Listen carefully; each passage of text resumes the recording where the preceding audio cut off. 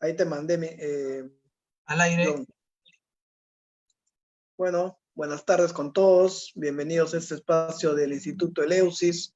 Como todos los lunes a las 6 de la tarde, comentamos el texto de Introducción a la Psicología Analítica del doctor Carl Gustav Jung, un seminario importante que él hizo en el año 1925, ¿no? 1925. Y entonces el día Hacele, de hoy, que es que estoy aquí encantado.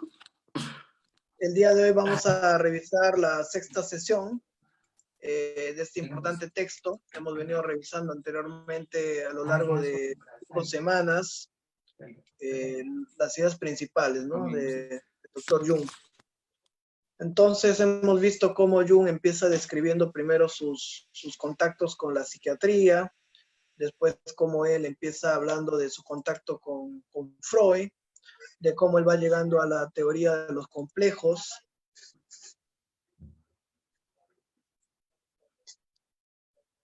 Entonces vamos a ir hoy día hablando también de cómo se van desarrollando otros conceptos, ¿no?, desde la psicología analítica junguiana.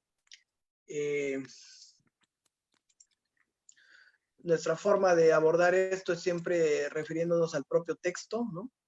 Habíamos hablado también en la anterior sesión de la importancia de cómo van surgiendo las imágenes inconscientes a través de sueños, fantasías, cómo Jung llegó a esta técnica de la imaginación activa, y llegamos así a la sesión número 6. Aspectos importantes en esta sesión, ¿no?, tratada por Jung, van a ser, por ejemplo, la importancia de los contenidos inconscientes como imágenes, sueños y fantasías que pueden anticipar un quiebre psicológico, ¿no? Jung pensaba, por ejemplo, como fue en el caso de Miss Miller, que estas imágenes, ¿no?, por ejemplo, de la muerte del héroe, Chivotopel, parece, ¿no?, Chivotopel, era también una forma de compensación que tenía la misma Miss Miller, ¿no? Como por ejemplo ella, al no haber podido desarrollar la vida que ella quería de forma progresiva, la libido regresionaba y creaba estos contenidos como una compensación. Entonces la figura de este héroe poderoso, indio, era una forma de compensar la propia dificultad de su ánimo, ¿no?, para enfrentar la vida. Entonces, en un momento de la fantasía, Chivotopel muere, ¿no?, picado por una serpiente, él y su caballo. Y entonces esto, dice Jung, era un anticipo del quiebre psicológico de Miss Miller, ¿no?, de esa psicosis, de esa disociación, esa esquizofrenia. Entonces, él también tenía muchos miedos, muchas veces al entrar en contacto con su inconsciente. Él, cuando tuvo esta visión del tren, ¿no?, cuando él iba y veía esta ola de sangre, ¿no?, que inundaba Europa, él pensó que ese era un anticipo también, ¿no?, de una crisis. Entonces, muchas veces esto habla del carácter progresivo, ¿no?, de los sueños o las imágenes, o de la psique, que el carácter prospectivo. Muchas veces la psique se puede anticipar a ciertos hechos, ¿no? Los sueños pueden anticipar ciertos hechos. Es un fenómeno que también describió Jung muy bien cuando hablaba de la sincronicidad, ¿no? Entonces, un primer punto en esta lectura, en este capítulo, Jung va a hablar de esa relación, ¿no?, de cómo los sueños, imágenes y fantasías inconscientes pueden anticipar prospectivamente un cuadro o una crisis, ¿no?, un evento. Sí, ahí podríamos hablar un poco entonces de que generalmente en ese proceso se dan 3 clases de sueños, que son sueños premonitorios, sueños clarividentes y sueños telepáticos. Entonces, los sueños premonitorios son de esos de los que vos estás hablando, que es un sueño que ya nos está anticipando de algo que posiblemente puede ocurrir en nosotros, un quiebre psicológico, una crisis existencial, una enfermedad. Ojo, que aquí esto lo estoy mirando, ojo, que también que hay que tener en cuenta tanto el material simbólico y cómo se va relacionando también este tipo de contenido, que posiblemente puede ser también anticipatorio también. Entonces, muchas veces también en el análisis con un consultante, puede pasar uno que el consultante traiga sueños donde le pueden estar hablando posiblemente de una crisis o de una situación que se le va a venir a su vida, de un quiebre espiritual, existencial o psicológico. Y también le puede pasar al terapeuta, que muchas veces que lo que el terapeuta no capta conscientemente, el inconsciente sí lo capta, y en ese momento él puede estar teniendo un sueño telepático, es decir, que le está, eh, contactando con ciertos contenidos inconscientes del consultante, entonces se le viene a él en forma de sueño algo que posiblemente le va a ocurrir al consultante dentro de su proceso analítico. Entonces ahí es donde Jung también nos está dando pues como avisar de que, bueno, ojo que con estos contenidos también hay que tener una postura también muy crítica, muy analítica, y no dejarnos llevar por estos contenidos así de una manera tan absorbente, sin poder discernirlos y sin poder tener cierta estructura, porque si no estaríamos perdiendo lo que es una dirección y una fenomenología en lo que va ocurriendo también con estos contenidos o con estos sueños, de que muchas veces nos están dando la misma posibilidad de nuevas imágenes y la nueva construcción también de unas fantasías que se pueden dar en el proceso analítico, pero también como una postura muy premonitoria, y que, como estaba mencionando Roberto, también es el trabajo y la capacidad que muchas veces la psique también tiene también de anticiparse, pero también de ella generar su propio proceso homeostático, en el cual muchas veces nosotros somos acompañantes, acompañamos en ese proceso, ayudamos en ese proceso, pero cuando la psique empieza a captar, o lo inconsciente, de que hay una resistencia del yo, en este caso, del yo de ese proceso homeostático, ¿cuál es la forma en que ella va a tender a generar esa compensación? Es por medio de la patología, es por medio de la psicopatología. Entonces es ahí donde muchas veces también el rechazo de estos contenidos inconscientes, donde la psique está buscando también crear un homeostático o autorregularse, también es la posibilidad de un mismo quiebre. Dale, Roberto. Claro. Entonces es importante esa función, ¿no? Comienza la sesión diciendo, ¿no? Yo podría ser como Suiza, cercada por las montañas, y el sumergimiento del mundo podrían ser los restos de mis anteriores relaciones. Recordarán que cuando traté de escribir las condiciones que rodeaban dicha fantasía, hablé de la sensación peculiar que había tenido de que trataba de un fenómeno atmosférico. Pero a este respecto es preciso proceder con la máxima precaución. Si yo fuera un caso de demencia precoz, seguramente haría extensivos mis sueños a la totalidad del mundo, mientras que en la realidad lo único que se podría indicar sería la destrucción de mi relación con el mundo. Una persona con demencia precoz se despierta un día con la impresión de que el mundo está muerto y que el doctor que le ha tratado no es sino un fantasma. Tan solo ella está viva y es normal. Pero en tales casos existe siempre también otros muchos síntomas presentes que confirman la normalidad esencial de la persona. Cuanto más normal sea el individuo, más se puede suponer a la raíz de tales fantasías, y que alguna perturbación social profunda está de hecho en vías de realizarse, y en tales ocasiones existen siempre muchas más personas en lugar de una sola cuyos inconscientes registran condiciones perturbadoras. Entonces esto a raíz, digamos, de esta visión que él había tenido, ¿no? De la inundación. Podría ser una cosa solamente de él, personal, pero él creyó que había sido una anticipación de lo que iba a pasar en Europa, ¿no? Digamos, o de su propia crisis, ¿no? En la que él iba a entrar también. Entonces, cuando hablamos de esto de la sincronicidad, muchas veces es esa conexión, así como hay conexiones causales, ¿no? También hay conexiones simbólicas, que son las conexiones acausales, ¿no? Entonces, esas asociaciones que crea la psique entre procesos internos y fenómenos externos, ¿no?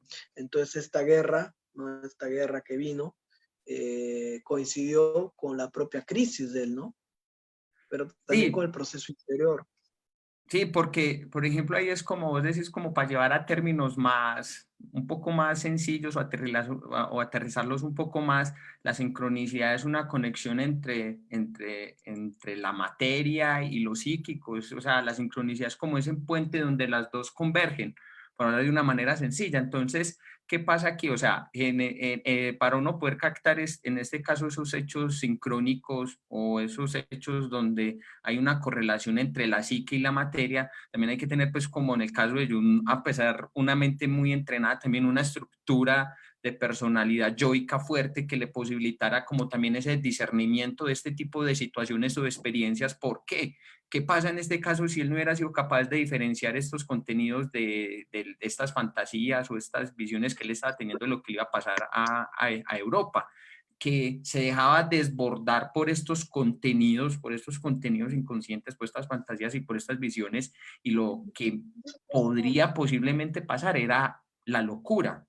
¿Por qué la locura en este caso? Porque entonces, al no tener una estructura yoica fuerte, al no tener una personalidad mana, para hablarlo en términos junguianos, esta personalidad mana que le posibilite darle dirección a estos contenidos, acompañarlos, personificarlos, darles a ellos su lugar de manifestación o poder aterrizarlos un más a tierra, es decir, de que también está lívido, consciente, también empuja estos contenidos, también los trae, también los aterriza un poco y les da también a ellos su lugar y su manifestación, que fue muchas veces también lo que hizo June en este proceso, porque al saber de que él si él se identifica con estos contenidos impersonales, con estos contenidos arquetípicos, ¿qué pasa si se identifica con ellos? Entonces, que muchas veces estos contenidos pueden estar hablando un poco, es decir, entonces, si me dejo llevar por estos contenidos o me identifico con ellos, entonces puede entrar una locura donde yo me creo un salvador, donde yo me creo un Dios, donde yo me creo el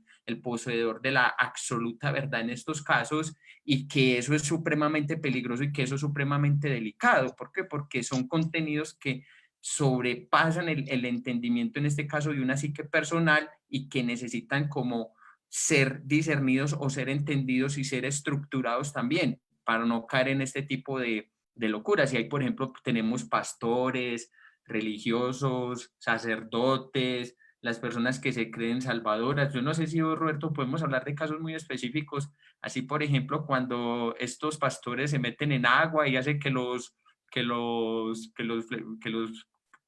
ay, ¿cómo es que se dice la palabra? Que los feligreses o los hacen que tomen de eso porque ellos dicen, es que esto es lo que te va a sanar.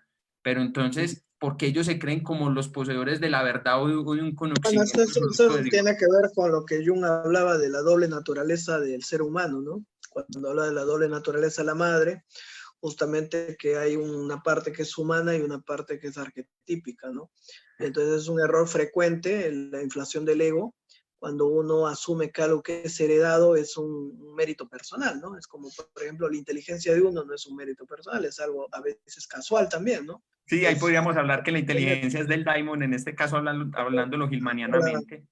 o la belleza, ¿no? Entonces, o la creatividad. Entonces, muchas veces el problema del ego es que se identifica con algo que no depende de él, sino que viene de la naturaleza, que es heredado, que es arquetípico, ¿no? O la capacidad de la madre de dar vida, ¿no? Que dice, yo te di la vida, ¿no?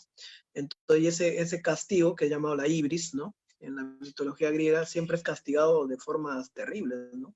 O sea, cuando Sí, el ser humano confunde su naturaleza personal con la naturaleza arquetípica. Entonces, gran parte del análisis junguiano es diferenciar entre esta realidad humana que somos y esta realidad arquetípica que tenemos en nuestro interior. Y entonces esta confrontación con la madre, ¿no?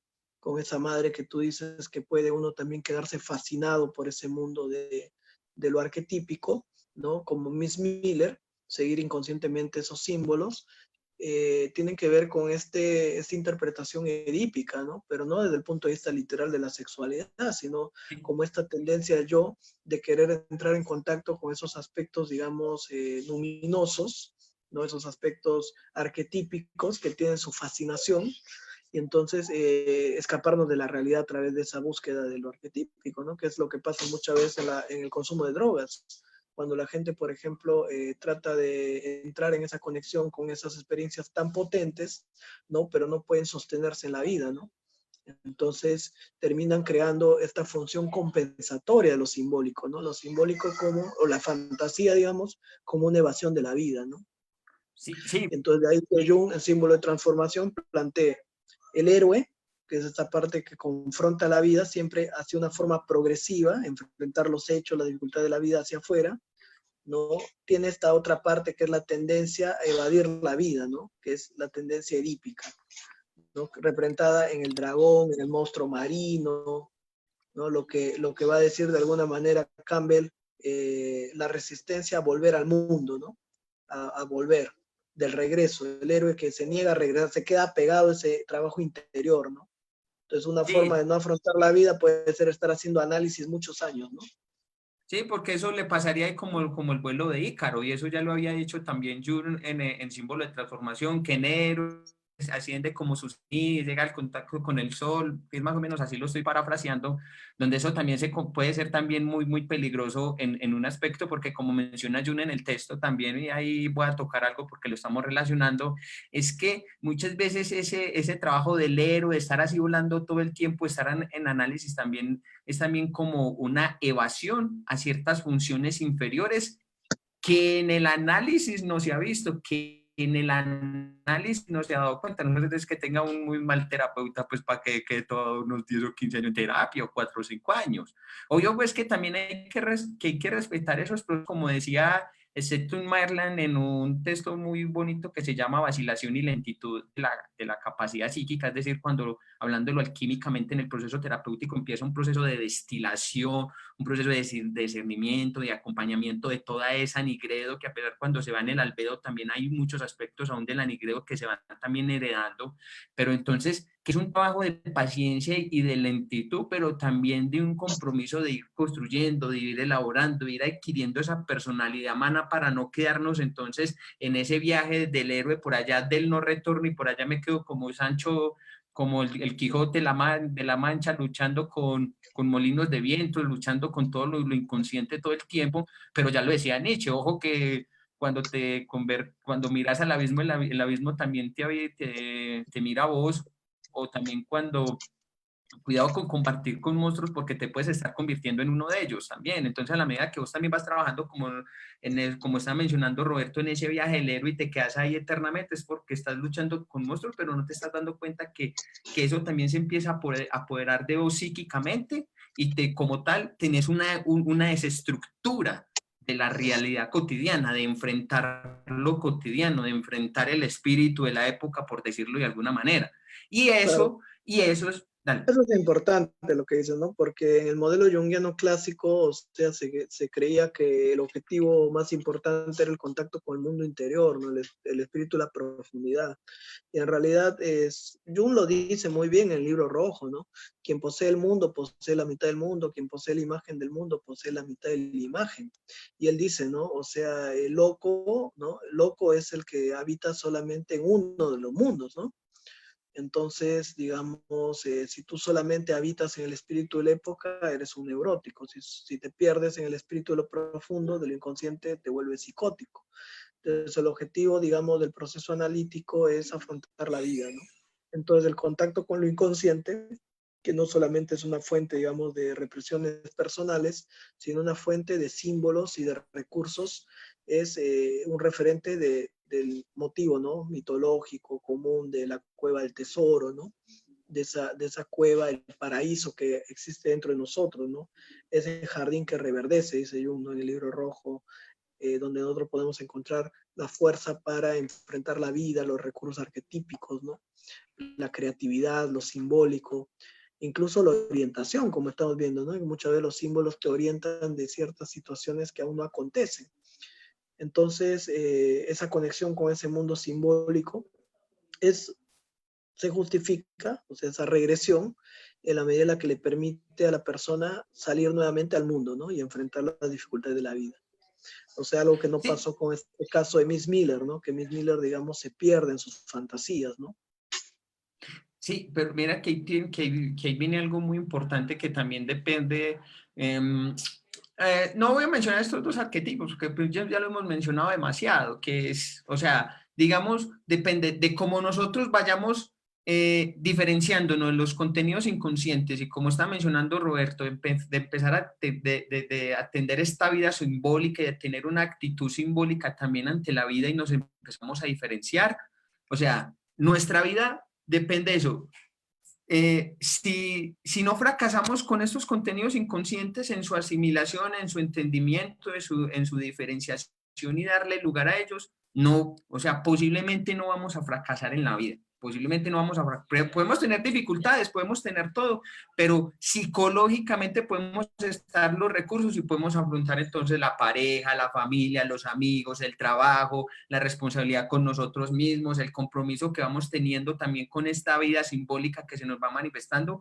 Pero si nosotros fracasamos en la resolución de estos contenidos inconscientes, de este trabajo simbólico o arquetípico, posiblemente vamos a fracasar entonces en la relación de pareja, con los amigos, con la familia, con nuestro proyecto personal, con nuestro proyecto profesional, etcétera, etcétera, etcétera. Entonces también en la medida en que nosotros vamos dándole resolución a estos conflictos inconscientes, vamos tomando una actitud simbólica, vamos asumiendo un compromiso de diferenciación con lo mismo, tenemos una actitud integrativa con eso, vamos a tener, o sea, a desarrollar esta personalidad humana que es tan constituyente en nosotros y que es tan fuerte y que nos da vigorosidad y fortaleza en el mismo hecho de afrontar lo que es la vida misma, tanto el espíritu de la época como el espíritu de la prosperidad.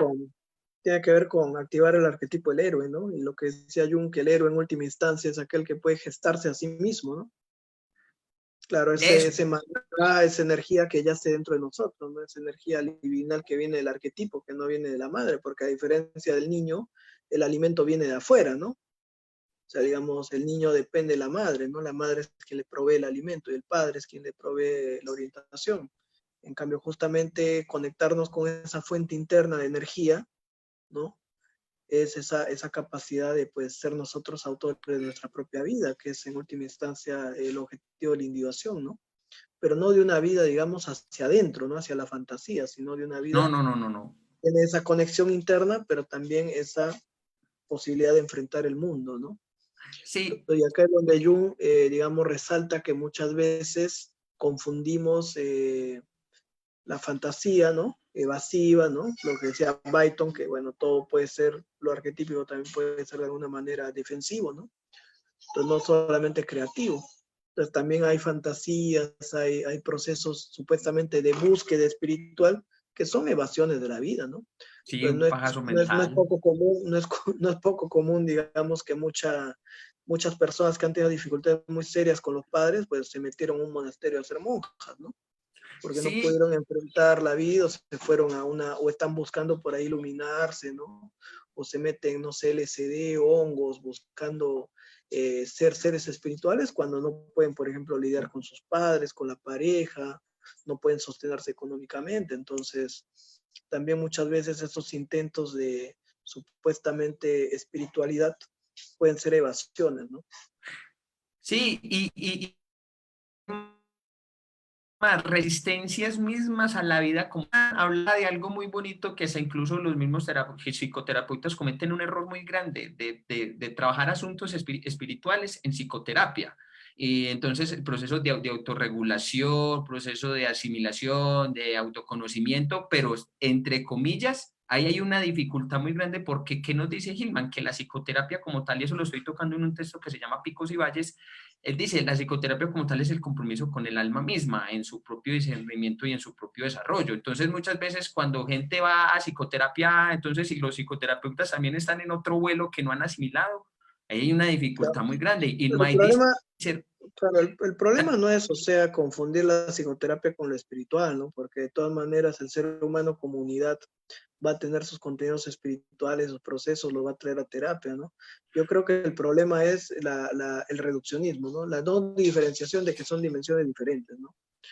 Ese es el problema. Es que es a eso a lo que me refería, porque ¿qué pasa si, por ejemplo, un terapeuta mismo entonces no sabe diferenciar de contenidos que son propiamente existenciales, propiamente psicológicos y propiamente espirituales? O Claro, sea, en eso como también... una, como una persona que yo conocí a John, que, bueno, digamos, tenía una experiencia muy importante con ayahuasca, ¿no? Había tomado muchos años ayahuasca, estamos hablando 15 años ayahuasca, ¿no? Y tenía estas visiones donde entraba en este diálogo arquetípico con la gran madre, ¿no? Y fue a hacer un análisis junguiano, pues, y el analista junguiano le interpretó todo como que era su complejo materno con su mamá, ¿no? Entonces, esta persona que había estado pues años haciendo estos, ¿no? O sea, no de forma lúdica, o sea, en un contexto, ¿no? Con guía, todo, pues no tenía, digamos, el analista la visión como para poderlo orientar, ¿no? De acuerdo a su experiencia, de su espiritualidad. Claro, y entonces es ahí donde muchas veces eso también se vuelve muy delicado en los mismos procesos, si en esas fantasías que se están trabajando tanto en el ámbito espiritual, psicológico, existencial, si todo eso no se discierne de una manera Claro. muy bien, o sea, muy consciente y muy estructurada, posiblemente lo que se va a hacer es que se le va a inflar mucho más el ego al paciente o va a entrar en una crisis mucho peor y puede eso tener O se va consecuencias a bastante reducir o se fuertes. va a neurotizar, ¿no? Porque se va a reducir a lo que es auténtico, que es una búsqueda profunda del alma, como tú dirías, ¿no? Con una cosa de un nivel inferior, ¿no? Más psíquico.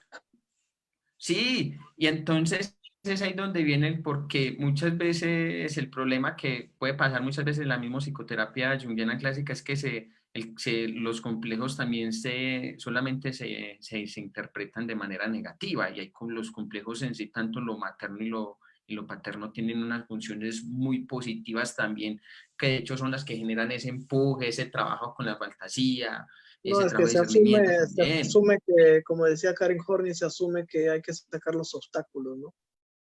O sea, es como que el trabajo de la psicoterapia es más sacar lo negativo y que lo sano está bien y no hay que tratarlo, no hay que estimularlo, ¿no? Entonces es un error común en la terapia, ¿no? De creer que hay que tratar lo malo, ¿no? Porque, bueno, el cuerpo tiende a tener su autorregulación, ¿no? O sea, no hay que estimular lo bueno, solamente hay que tratar lo malo. O sea, ese es un error frecuente en la psicoterapia, ¿no? Cuando Sí, realmente, es un nihilismo, porque se está negando también lo uno, se está negando lo uno por lo otro, y eso es falso, porque también hay que mirar, por ejemplo, si el complejo materno en este caso es negativo, pero también hay que mirar en qué por ejemplo, partes, en otras cosas se está haciendo de una manera funcionalmente ¿cuántas positiva también. personas tú has escuchado, por ejemplo, que han ido a un consultorio y que han hablado de cuáles son sus recursos que tienen, creativos, su potencial, versus personas que han ido y han hablado de cuáles son sus problemas o sus carencias o qué les falta, ¿no? O sea, si tú haces una encuesta, va a predominar pues esa mirada en la patología. Sí, eso es muy cierto. Por ejemplo, me hiciste acordar de algo muy bonito que yo tengo que trabajar, hay veces en consulta. Entonces, cuando los consultantes son siempre hablándome de lo malo, pues como de lo negativo, dele. Y yo, bueno, me has hablado siempre de lo negativo. ¿Y dónde está el otro lado? Cuéntame también dónde está entonces eso mismo malo donde también lo has podido ver positivo. Hay algo que se llama una automejora compensatoria o una función compensatoria también, que si nos fuimos, si ya este está al otro extremo, entonces venga también a Mable, entonces también de ese otro potencial que tiene recursivo, creativo, analítico, de pensamiento, de poner en el acting out también, es decir, en la acción también. Entonces, hay que ir también explorando solamente también todos esos para que esos mismos recursos que él va teniendo le vaya dando también la misma posibilidad de ir afrontando también eso negativo, pero con algo que él tiene y que puede ir descubriendo mucho más a medida que él empieza a trabajar eso. Porque es que cuando entonces llegan los terapeutas, de pronto, Roberto, vos que tenés mucho más experiencia que vos y que formas también, pasa algo muy particular, entonces llega el consultante con lo negativo, entonces le empiezan a dar herramientas y yo, no, mira, si esta imaginación activa, vamos a hacer esto, vamos a hacer lo uno, vamos a hacer lo otro, sin explorarle ese otro lado, sin explorarle esos recursos que él tiene ahí, que sabe que están ahí, pero que todavía no se ha puesto y que no se han activado y que, no, y que hay que darle esa posibilidad de que él también los vaya descubriendo y ahí es donde pues, vuelvo otra vez a Staton Marlan, a este analista junguiano en su texto Vacilación y Lentitud, es mirar entonces cómo se van cocinando, hablándolo alquímicamente, cómo se van cocinando esas otras imágenes de posibilidades que también tiene él en desarrollar y que se van desarrollando a medida de que el alma, es decir, la psique del mismo consultante va encontrando su propio tiempo. ¿Por qué? Ya Staton Marlan lo decía de una manera muy bonita,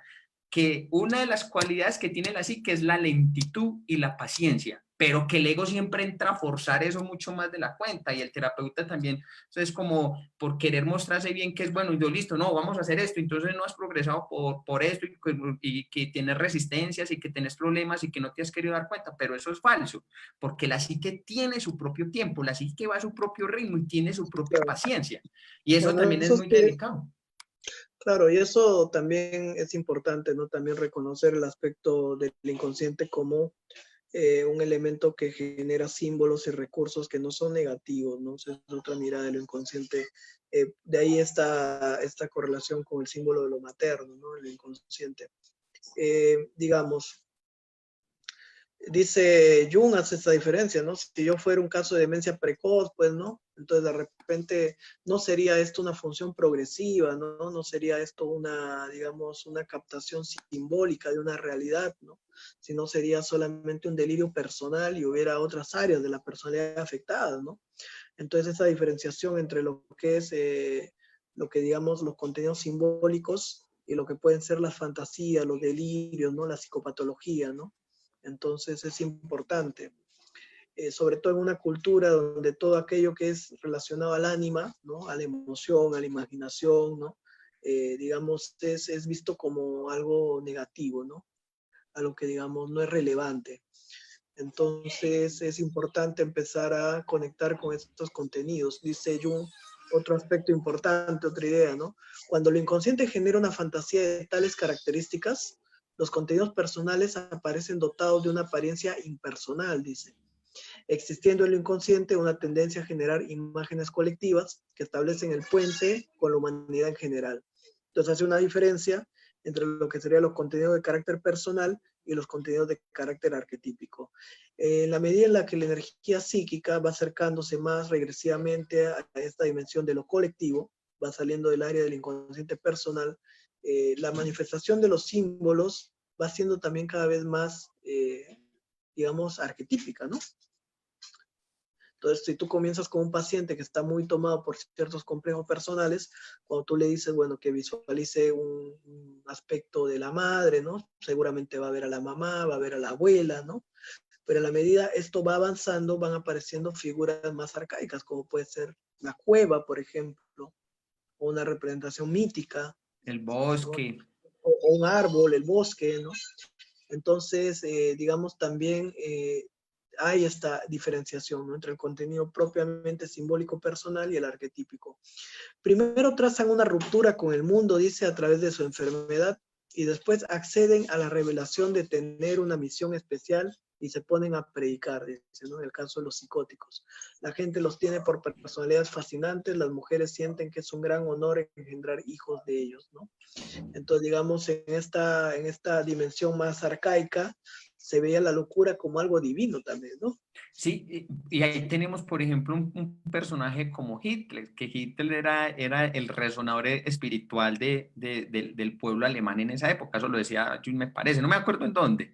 Entonces, hay que mirar que Hitler, cuando se dejó tomar por esos contenidos arquetípicos, simbólicos, entonces él se cayó que en una megalomanía, donde ya no, yo soy aquel que todo lo puedo, el que todo lo hace, y uno conocía mujeres que cuando de pronto quien se ha interesado en la Segunda Guerra Mundial, uno veía mujeres que cuando veían a Hitler se ponían a llorar, se sentían fascinadas por la presencia de Hitler y su discurso, porque Hitler tenía un discurso muy potente, muy voraz, que era un discurso muy falaz, bajo también y demagogo, pero que tenía un poder de convencimiento Claro, porque, impresionante, pero digamos, porque ahí está proyectado pues todo el espíritu de la profundidad que había sido negado, ¿no? Tras esta, eso y era lo también, que pone pero con el digamos, mismo Jesucristo. hay un poder de, entonces como de fascinación también, ¿no? De este aspecto, el yo queda fascinado por la potencia arquetípica, ¿no? Del símbolo. Entonces, Jung va a hablar primero de esto, respondiendo una pregunta, ¿no? De este aspecto, digamos, de diferenciar lo que es la locura, la psicosis, de este contacto con el mundo arquetípico, de esta doble naturaleza, ¿no? De lo personal y lo arquetípico que habita siempre en todo, ¿no? Él hablaba en símbolo de transformación de la doble naturaleza de la madre, pero también decimos, todo tiene esa doble naturaleza, ¿no? Hay una parte que es arquetípica y una parte que es personal. Entonces, igual en el animal, ¿no? El animal tiene una existencia personal, pero también tiene una forma, un patrón instintivo que viene dado por su especie, por su condición animal, ¿no? Entonces, el hombre también tiene una parte que, digamos, está dada, objetiva, diría yo, ¿no? Como que tiene que ver con la conducta heredada, los patrones, y una parte que tiene que ver con sus vivencias, ¿no? Con su especificidad. Entonces, esa doble naturaleza, subjetiva, objetiva, ¿no? Arquetípica personal, siempre coexiste, ¿no? En el hombre, ¿no? Sí, esa ecuación personal también, que eso es algo que, por ejemplo, también en Jung se entra a trabajar mucho porque ahí hay un material muy rico que hay que entrar a tener en cuenta. Entonces, como estaba mencionando Roberto, pasa algo muy particular y yo no sé si ponte vos te has dado de cuenta de eso, Roberto, que generalmente esto tiende a pasar mucho de estas personas que se van a empoderar por esos contenidos de lo arquetípico, es porque tienen una fascinación con el poder impresionante. O sea, tienen una fascinación con el poder que los desborda, que los vuelve elocuaces, capaces, poseedores de una verdad, Pero ahí, pero poseedores. ahí, pero ahí fíjate que eso sería poner eso en el yo, ¿no? Pero también el mismo arquetipo tiene un poder de fascinación, una carga energética, digamos que muchas veces toma el yo, ¿no? Por ejemplo, claro, cuando por ejemplo un hombre queda fascinado por una mujer, ¿no? Proyecta algo ahí y entonces deja los hijos, deja todo, ¿no? Y cuando, bueno, ve que la relación no funcionó, ¿no? ¿Te entiendes? Estaba Sí, fascinado por sí, sí, eso, sí. ¿no? O de Claro, repente una persona que dice, me mudo ahorita, me voy a otro país, ¿no?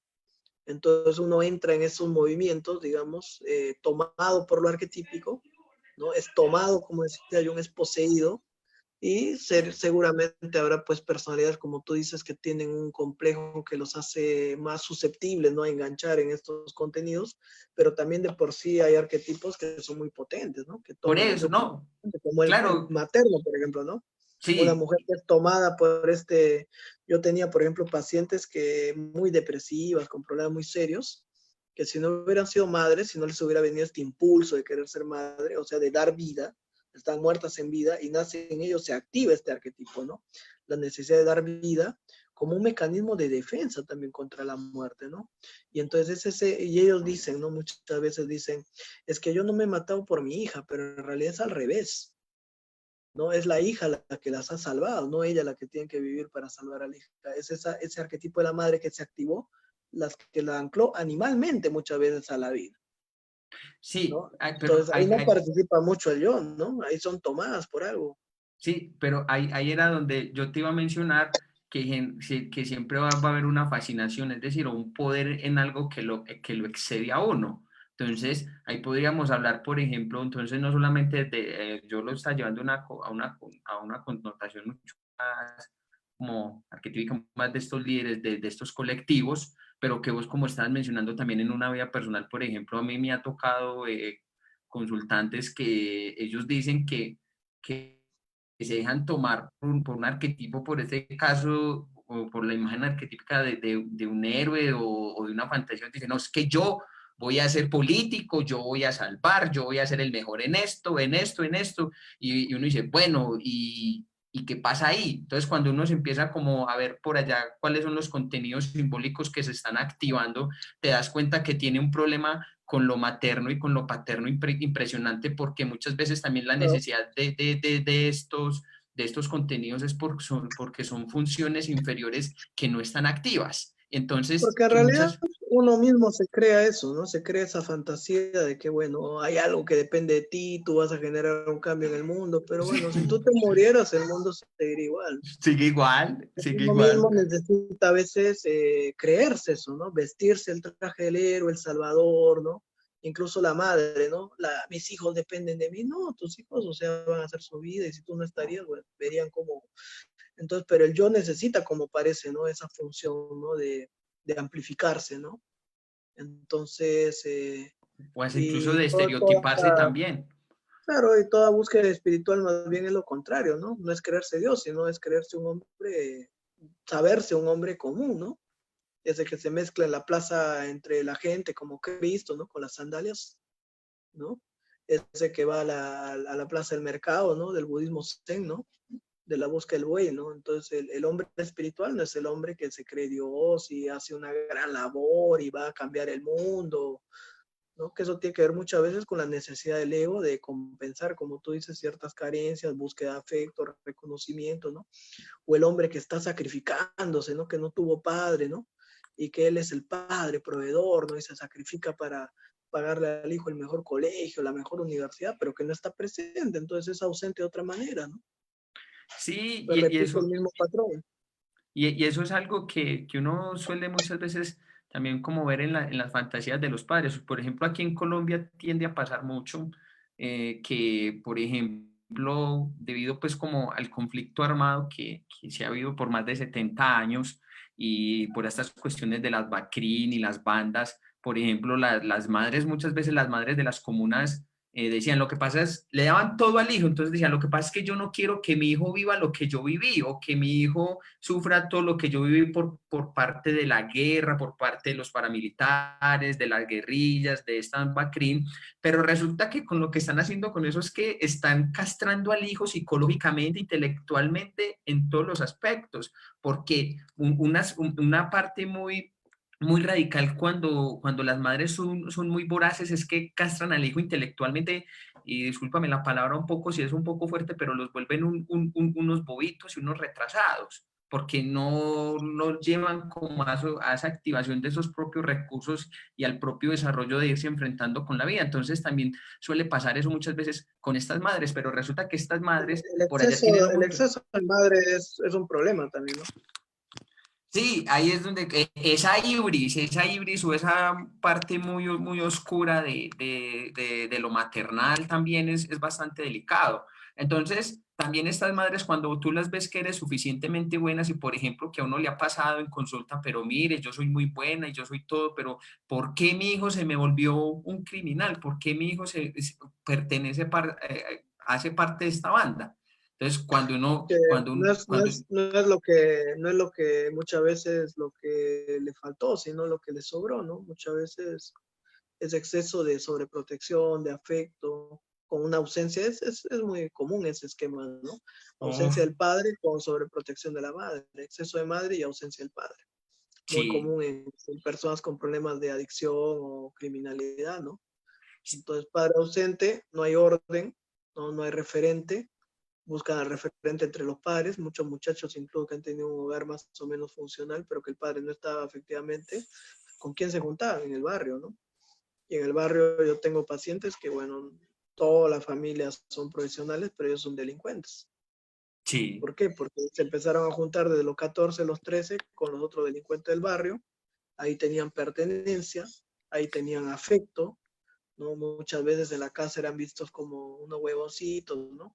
Y acá sí los respetaban. Entonces empiezan a construir su vida paralelamente al núcleo familiar, ¿no? Entonces, eso pasa mucho, se ve mucho. Sí, eso sí. pasa mucho. O se va uno, o se va uno al otro polo. Por ejemplo, muchas veces cuando los hijos se convierten en grandes profesionales, en grandes administrativos, en grandes administradores de empresa, contadores, te das cuenta que muchas veces eligen esa profesión porque se dieron cuenta que, que tanto papá como mamá en esas estructuras de complejos materna y paterna manejaban muy mal el dinero, manejaban muy mal esa parte económica, la parte administrativa de la familia. Entonces ellos, o sea, como forma compensatoria, es decir, esto no va a pasar, yo voy a hacer otra cosa en mi vida. Entonces hay una estructura desde los Lo que complejos que hasta decía, incluso, es lo que a ver, ¿cómo decía es que Jung, la ¿no? palabra? Los tipos Influencian psicológicos. mucho en la elección de nuestra carrera profesional. Incluso Jung me haces acordar cuando hablaba Jung de los tipos psicológicos, que muchas veces en una familia se distribuyen los tipos, parece, ¿no?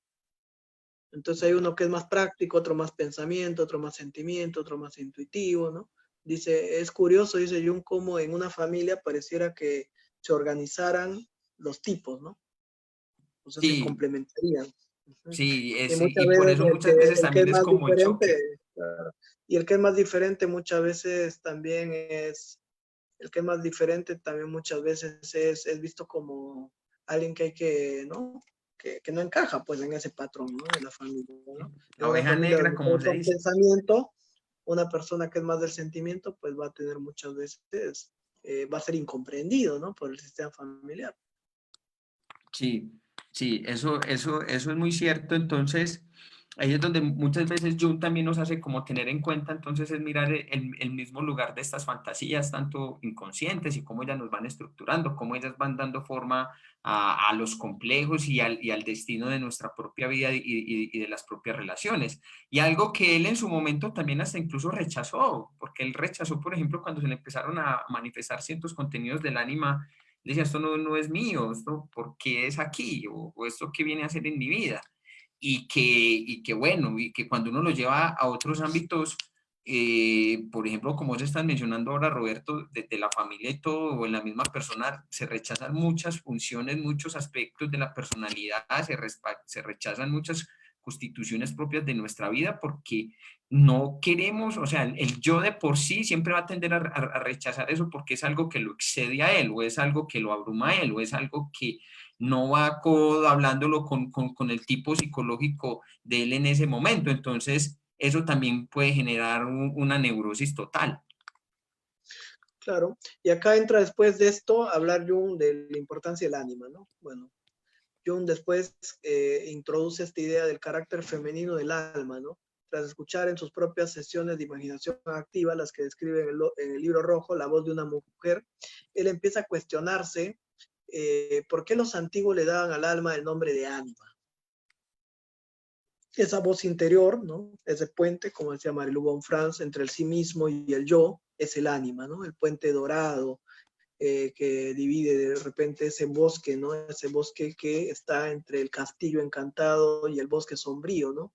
Entre el mundo ordinario. O sea, esa conexión con esa voz interior, el hilo de Ariana, ¿no? Ese elemento, dice Jung, que es el hilo a través del cual nosotros empezamos a conectarnos con nuestro inconsciente. Entonces Jung va a rechazar las propuestas que le hace su ánima, ¿no? En el libro rojo, él va a pensar que estos contenidos son solamente arte, o sea, tienen un valor solamente estético, como le suele pasar a muchas personas que cuando tienen símbolos, sueños, se quedan con la imagen, ¿no? Y no profundizan en esa comprensión, como decíamos la semana anterior. Entonces él, en cambio, empieza cada vez a luchar con esa figura del ánima en forma de Salomé, y él empieza a comprender que detrás de esas imágenes hay algo importante, ¿no? Algo que tiene que ver con él, con su sí mismo, que no solamente es un símbolo casual, sino que está hablando de su propia alma. Entonces él dice, mi ánima podía fácilmente haberme llevado al estado de convencerme de que yo era un artista incomprendido, que disfrutaba del privilegio de poder dejar la realidad a un lado en aras de cultivar aquellos pretendidos dones artísticos. Entonces Jung desarrolló mucho después la idea del ánimo, ¿no? Primero comienza con este contacto desde su propia vivencia, con que hay un aspecto femenino en el interior de cada hombre, que es el ánima, la pareja interior, y hay un aspecto masculino en la mujer, ¿no? Entonces todos tenemos ambas potencialidades. En su último libro, justamente que es Misterio Connectionis, el trabajo más complejo de él habla de este aspecto de la unión de los opuestos, ¿no? El matrimonio místico, ¿no? Como el principio de la vida, ¿no? El misterio de la vida, uno de los misterios más profundos, va a decir en el libro rojo también, es que en cada hombre habita una mujer y en cada mujer habita un hombre, ¿no? Cuando decía él, cuando iba a buscar a Dios, ¿no? A su alma, decía, Dios es aquello que no eres tú, ¿no? Dios está donde no está el yo. Entonces, si tú eres hombre, tu Dios es mujer. Si tú eres niño, tu Dios es adulto, pero si tú es anciano, pero si tú eres anciano o adulto, tu Dios es un niño. Entonces Dios habita en aquello que no es el yo, en el opuesto. Y esto ha sido muy estudiado por muchas tradiciones, ¿no? Como el hermetismo, el taoísmo, el budismo, incluso también lo mencionaba Heráclito, ¿no? O sea, Dios está en la armonía oculta. O sea, existe una armonía oculta, ¿no? El arco y la lira, ¿no? La cuerda tensa está en el arco y en la lira, ¿no? Destruye, pero también crea música. O sea, ese doble aspecto de la naturaleza, del inconsciente de la madre, ¿no? La madre que crea vida, pero también que destruye. O sea, el inconsciente que es fuente de recursos, pero también de complejos. Entonces, siempre estamos en esa doble naturaleza de la vida, ¿no? La vida es, entre todo, el resultado de esa tensión de los opuestos. Lo Sí, interesante. sí, es lo que me hiciste acordar más que cuando se toma de la mitología hindú al dios Shiva y al dios Vishnu, el Shiva como destructor de mundos y Vishnu como creador de los mismos. Entonces ahí estamos, La relación de Shiva con Kali también, ¿no? eso, O ahí era este donde... doble aspecto de Kali, ¿no? Destructor, madre protectora Ahora, y diosa de la muerte, ¿no? Destructora del tiempo. Entonces, es ahí donde muchas veces, o sea, es decir, de que tanto estas figuras tan potentes en sí mismas y todos los contenidos que tienen es como, él dice, entonces Jung dice, es que realmente ese es el trabajo que nosotros debemos de posibilitar en nosotros, es decir, no el nihilismo puro y duro, entonces si yo no soy ánima, o sea, si yo no quiero esto en mi vida, entonces yo me voy solamente a la unilateralización. Por ejemplo, pasan muchas veces, vamos a tocar casos, por ejemplo, hay mujeres que para poder sobrevivir en esta cultura tan patriarcal o pospatriarcal o como diría Luigi Soja, que ni siquiera patriarcal es porque ya estamos en un masculino que es exageradamente voraz, maltratador y exageradamente cruel. Entonces, ¿qué dicen? Hay mujeres que se van a su función, es decir, solamente a su ánimo, entonces a la fuerza, a la autoridad, a la competencia, al carácter decisivo, de imposición, de racionalismo.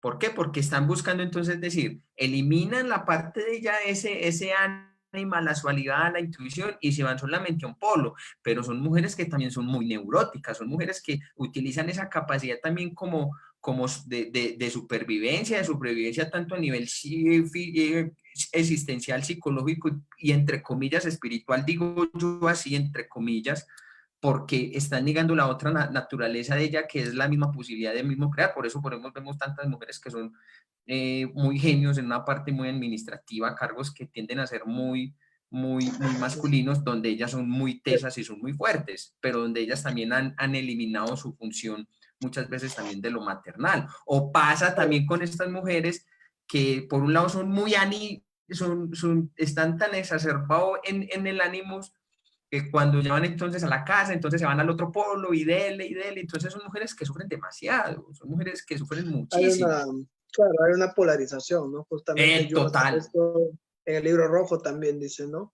Que el hombre busca ser más hombre y así desprecia lo femenino, y entonces y la mujer busca ser más mujer y así también desprecia lo masculino. Por lo tanto, dice el hombre que es más hombre y que no conecta con su ánima es rechazado por el femenino, y la mujer que es más mujer va a ser despreciada por lo masculino, sometida.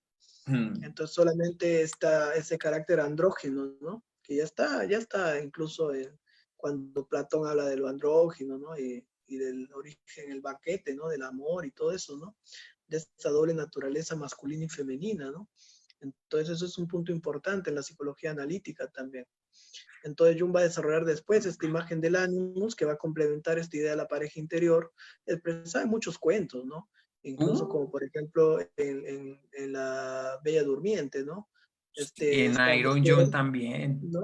O también, por ejemplo, en el cuento, en el mito de Brunhilde y Sigfrido, ¿no? Esa doncella que está dormida en medio del bosque, ¿no? Hmm. Alrededor del fuego, es justamente esa ánima, ¿no? Ese mundo interior que el yo tiene que despertar en la segunda mitad de la vida. Y ese príncipe que viene a salvar a la princesa atrapada, ¿no? En el castillo, Rapunzel, ¿no?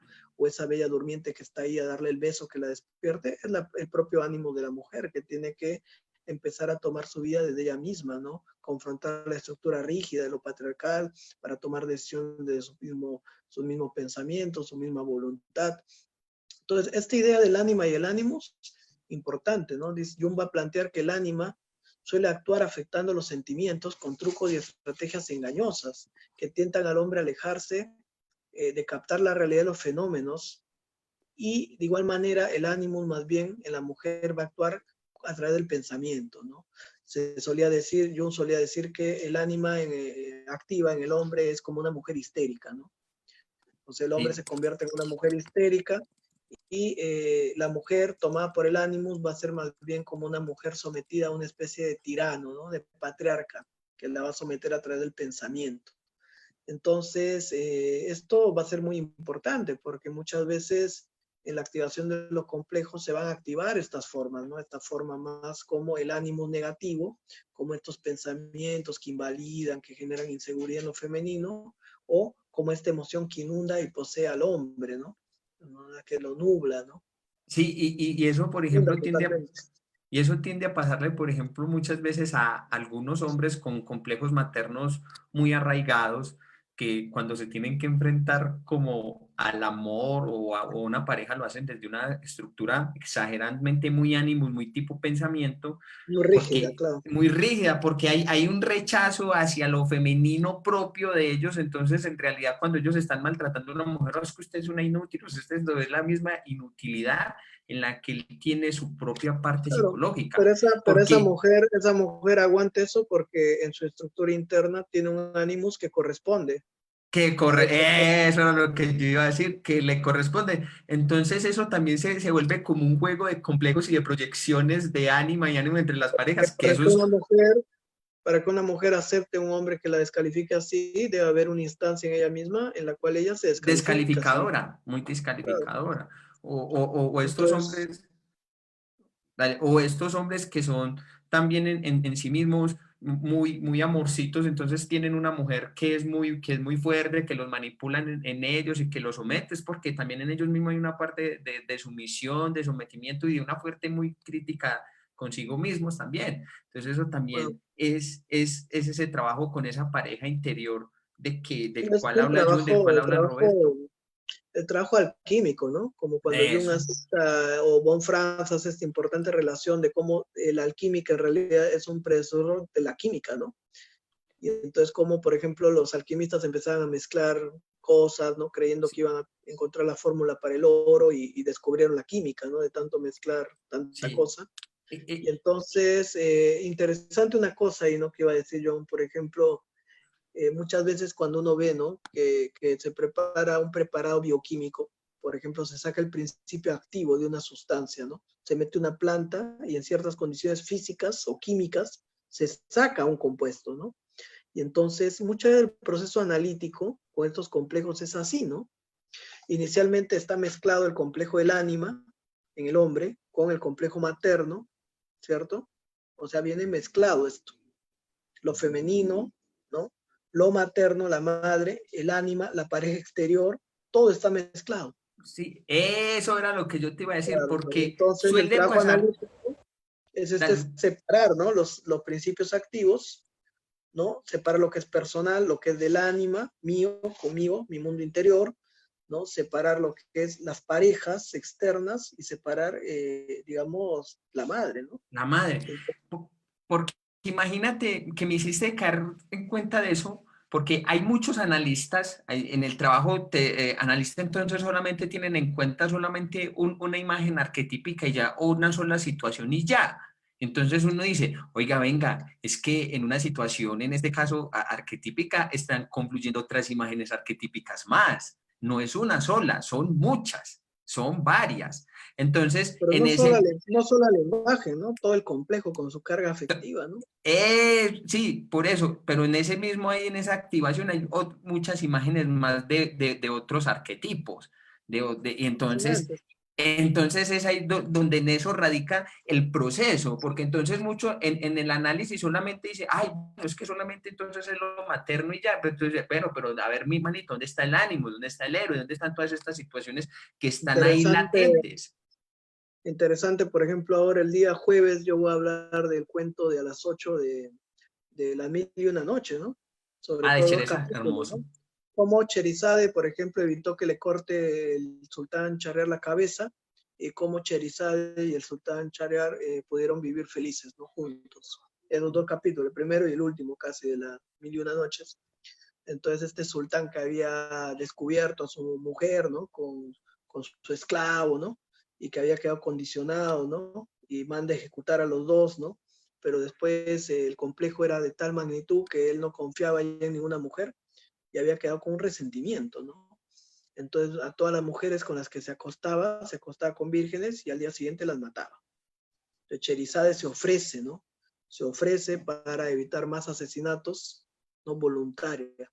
Y a través de la función de la palabra, ¿no? De la narración de los cuentos, le va contando estas historias de Alibaba, todas estas, ¿no? Famosas, ¿no? Simba el Marino, Y no. y entonces Aladino, y le dice, pero mañana te termino de contar. Y entonces era tanta la necesidad del sultán de quererle escuchar que no la mataba, ¿no? Y entonces así va contándole todo y a través de esta función del ánima, de la interpretación, de los símbolos, ¿no? logra él sanar su complejo, ¿no? Con lo femenino. Logra casarse con Cherizar, entonces diferencia lo personal de lo arquetípico, ¿no? Y logra una integración en la vida. Entonces el ánima es un puente importante de integración también. Pero muchas veces el ánima está atrapada en esa torre justamente, que es en esos complejos, ¿no? Entonces liberar el ánima de esas torres, ¿no? De esa carga de lo personal. Porque lamentablemente, pues, estos aspectos que son arquetípicos, muchas veces que aparecen a través de lo concreto, o sea, la relación con la mujer, con la madre, ¿no? No aparecen de forma espontánea, sino mezclados en nuestros vínculos, ¿no? Y entonces nosotros, por haber tenido malas experiencias personales, terminamos desechando también el potencial arquetípico que puede tener el arquetipo de la madre, por una mala relación con la madre o por un problema con el padre, rechazamos nuestra capacidad de tener orden, disciplina, ¿no? Y entonces, o por una mala experiencia afectiva, podemos también, o por un miedo a eso, mutilar, ¿no? Esa conexión con el mundo interior. Entonces ese proceso es importante de diferenciación, ¿no? Y a veces aquello que nosotros no reconocemos justamente nos termina poseyendo, como dice Jung, ¿no? La influencia del ánima sobre el yo, cuando uno no es capaz de establecer este vínculo, ¿no? Con el mundo interior, va a aparecer en forma de sentimientos que van a poseer totalmente al yo, ¿no? Si me limito a decirle a mi ánima que está descargando sobre mí algún concepto colectivo, el cual no tengo la menor intención de aceptar, como parte integrante de mi individualidad, ella no me hará ningún caso, dice, ¿no? Cuando estoy bajo el impacto de alguna emoción, no me ayuda a decirle que se trata de algo colectivo. Pero si soy capaz de aislar estos fenómenos inconscientes, personificándolos, esta es una técnica que me permite despojarlo de su poder. Entonces, ¿qué quiere decir Jung? Que Jung descubrió que cuando él estaba tomado por esta carga emocional del complejo, le era difícil racionalizar con el complejo, porque estaba tomado por esta energía psíquica. Sin embargo, si él era capaz de externalizar, como diríamos, ¿no? En ciertos enfoques terapéuticos, representar, personificar este complejo o este contenido en una imagen a través de la imaginación activa, le era más fácil lidiar, elaborar, establecer un diálogo y por lo tanto, podríamos decir, movilizar la energía del complejo, ¿no? Movilizar esa energía psíquica del complejo, disminuir su carga afectiva, ¿no? Su componente cuantitativo, diríamos. Sí, me hiciste acordar que, por ejemplo, Hillman habla lo que es en reimaginar la psicología, por ejemplo, una de las primeras formas que tiene el alma para manifestarse es a través de la personificación. Entonces, como vos decías en eso, y era algo que quería mencionar ahí, cuando Jung se ve en esa experiencia, dice, o sea, es algo que excede, que excede al yo consciente, es algo que excede a mi estructura racional. Entonces, ¿cómo es la forma? Es decir, entonces, personificar, es decir, dejar vivirla, dejarla manifestarse, dejar que venga a ser lo que vino a ser. Es decir, por eso Hillman dice algo muy bonito, que en realidad nosotros no somos los que nos individuamos, sino es el alma la que se individua.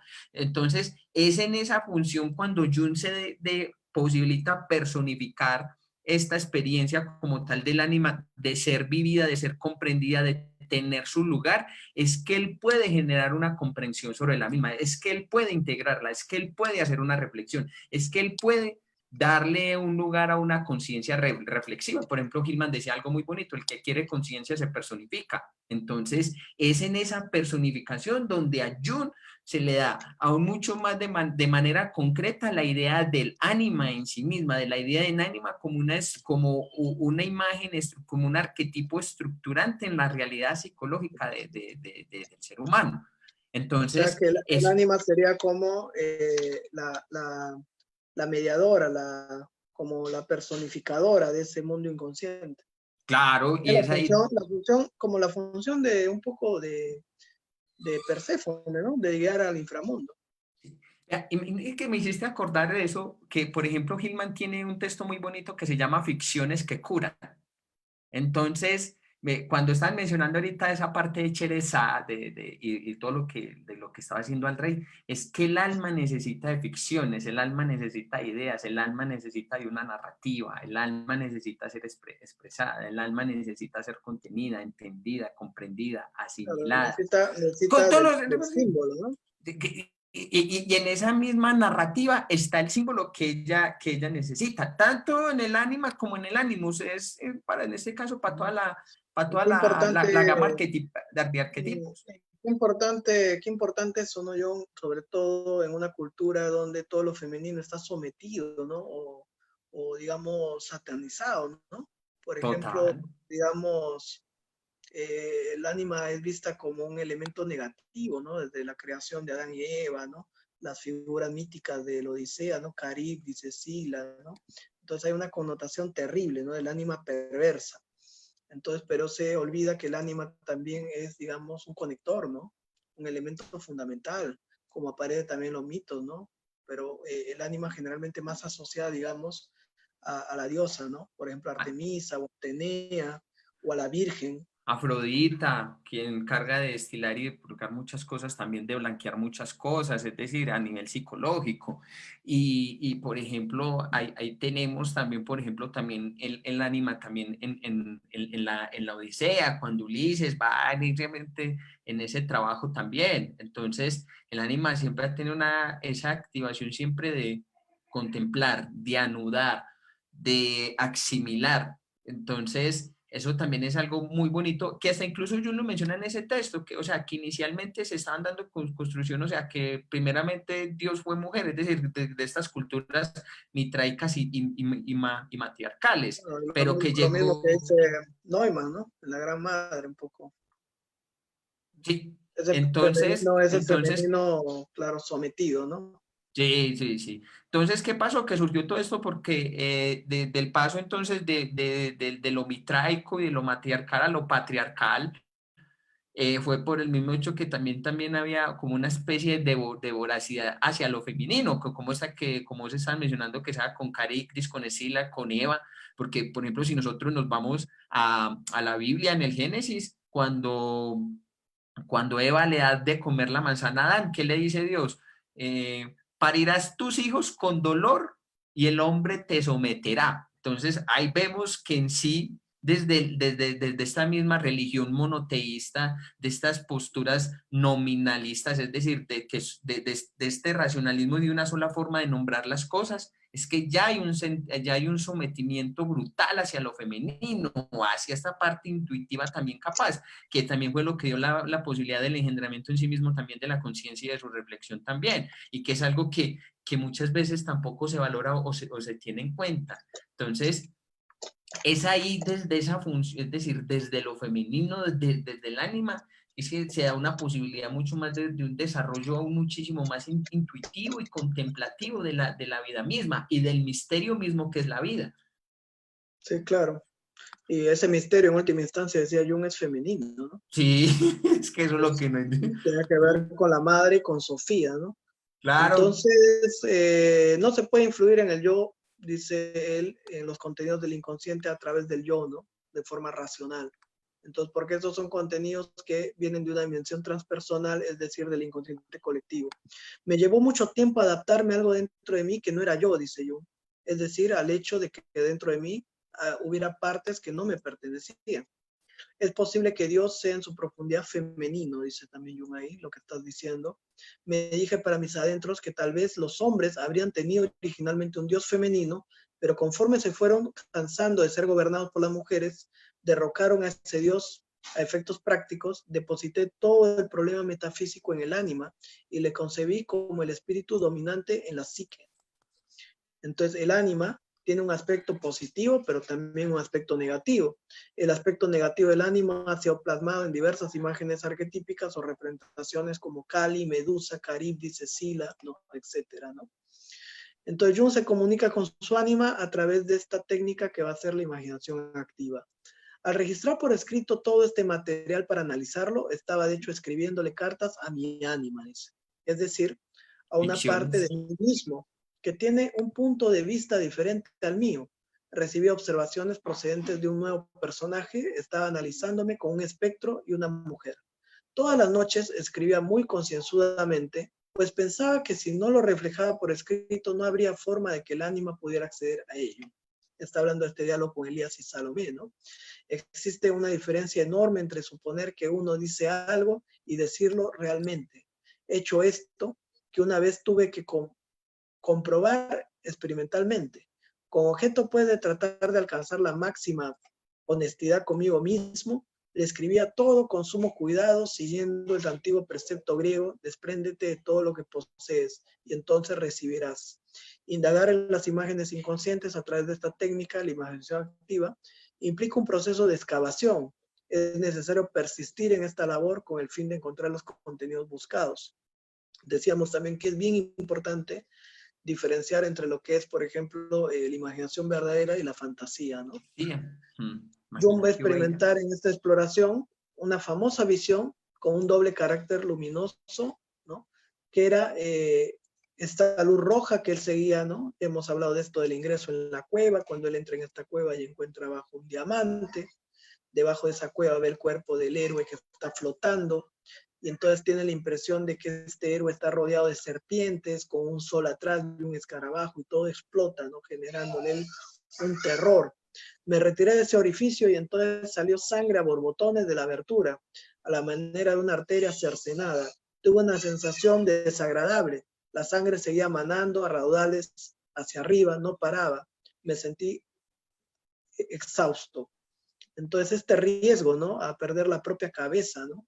Que también está representada en Salomé, ¿no? A la locura, a ser poseído por el ánima, por el mundo de lo inconsciente, ¿no? Siente. Esta Salomé que le cortó la cabeza al profeta, ¿no? Entonces es fundamental saber diferenciar los contenidos personales y arquetípicos durante el proceso analítico. Por aquel entonces no caí en cuenta de que todo aquello era tan arquetípico que no necesitaba buscar ninguna conexión, dice Jung. El sacrificio del héroe, de Sigfrido, representa la necesidad del yo de estar dispuesto a matar aspecto de sí mismo, ese yo ideal, a favor de una transformación profunda. Entonces, es en realidad, el bautista tiene que ser sacrificado por Salomé, ¿no? Por el ánima, para poder dar paso a Cristo, ¿no? Sí, Si no hay es ese sacrificio, eso te iba a decir, que, por ejemplo, a Juan Bautista tocó a cortar la cabeza. Pues aquí estamos hablando en términos simbólicos, ¿verdad? Que no vayan a tomar de manera, pues, como literal lo que estamos diciendo, porque ahí hay una función en sí, que es decir, el cortar algo es como decir, cuando usted ve a Buda, córtele la cabeza, porque es decir, hay que dar un nacimiento a otras posibilidades, un nacimiento a otras posibilidades de tiene que ver vida, con esa renuncia a la racionalidad, ¿no? Al yo y eh, a ese contacto con lo femenino que está ahí, ¿no? Con el ánima, el mundo interior. Claro, sí. entonces esta Kali, cortadora de la cabeza, o esa Salomé, asesina al profeta, en realidad es un vehículo para la conexión con una dimensión más profunda de la vida, ¿no? Y ese aspecto de Cibele Diates, ¿no? Esa diosa madre, ¿no? Y ese dios que se castra, pero que renace, ¿no? Entonces ese aspecto del nuevo ser que surge de esa conexión con lo femenino interior, que ya no va a ser el yo, sino que va a ser algo nuevo, ¿no? Sí, y por eso eso también suele muchas veces pasar cuando se está en este trabajo con la pareja interior. Por ejemplo, hay hombres que, por ejemplo, hay mujeres, hablándolo pues arquetípicamente, que es cuando son poseídas por la figura de Medusa en este caso, tienden a ser también muy paralizantes. Entonces, ¿qué hace Perseo para poderle darle otro lugar a su vida y a seguir con su viaje a otra interacción? Para cortarle la cabeza a Medusa, porque en sí mismo es la posibilidad también de lo que están mencionando Roberto, de despertarse a otros misterios de la vida, en otras posibilidades, en otras construcciones, en otros enlaces, a nivel psicológico, espiritual, existencial. Entonces, bueno, vamos a terminar acá. Tenemos ahora Milker, va a No nos hablar dio Milker tiempo. del complejo materno, justamente esa conexión con esto arquetípico femenino, con esta doble naturaleza de la madre. Los invitamos a ver la de Milker ahora. Y también, digamos, este capítulo termina cuando Jung reconoce justamente esto que él va a llamar la función inferior, ¿no? Ese aspecto menos desarrollado de la personalidad, ¿no? Y el paso de esa función superior, principal, con la que se identifica el héroe, el yo, al contacto con lo femenino, el ánima, que sería la función inferior, ¿no? Y ahí el símbolo de lo femenino que guía a los héroes, ¿no? Le decía esa imagen en el tarot, ¿no? De la suma sacerdotisa, ¿no? De la, Que de es el la, contacto, de descenso la al papisa. interior, ¿no? Y esta figura de Perséfone también, ¿no? Como conectora, psicopompo, elemento Sí, conector, lo inconsciente. Guariana también. cuando Sí, le claro. guía, tira el perro. Bueno, Muchas mujeres que han guiado al héroe, ¿no? Que han guiado, lo han salvado. Entonces eso es también un símbolo importante. Entonces estamos hasta acá. Muchas gracias. Nos vemos el próximo lunes. Nos vemos, Milker. Discúlpame que nos hemos robado tu tiempo, como siempre. sí. Hasta luego. Hasta luego.